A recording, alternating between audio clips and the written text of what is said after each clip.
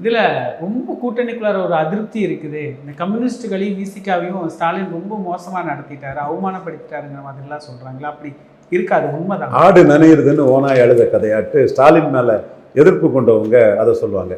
அப்படி சொல்ற எவனாவது என் சகோதரர் தொல் திருமா வட தமிழகத்தின் வெற்றி வீரன்னு சொன்னதாட்டு ஒரு ரெக்கார்டை கொடுங்க பார்ப்போம். நான் என் மனசில் பட்டதை சொல்லுவேன். நீங்கள் பானை சின்னத்துக்குள்ள எதிர்ப்பில் தான் அரியலூர்லையும் ஜெயங்கொண்டான்லையும் பாமகவை மீறி வன்னியர்கள் வந்து ரெட்டலையில் திரண்டாங்க. அதை டிஃப்யூஸ் பண்ண வேண்டிய, டெலிட் பண்ண வேண்டிய ஒரு சூழலும் தமிழக முதல்வர் மு க ஸ்டாலினுக்கு இருக்கு. அது அவர் தெரியாதவர் அல்ல. டே ஒன்னே வன்னியர்கள் சரியா 2024 வாக்களிக்கலைங்கிறது அவருக்கு தெரியும், தெரியாதது ஒன்றும் இல்லை.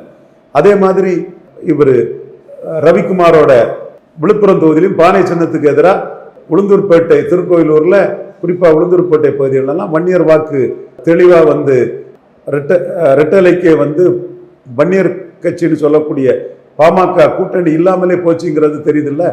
அப்போ ஒரு விசிகா எதிர்ப்பு தானே இந்த 4 தொகுதிக்குள்ள ரெட்டலையை லீட் பண்ண வைக்குது, பாமக இல்லாமலே.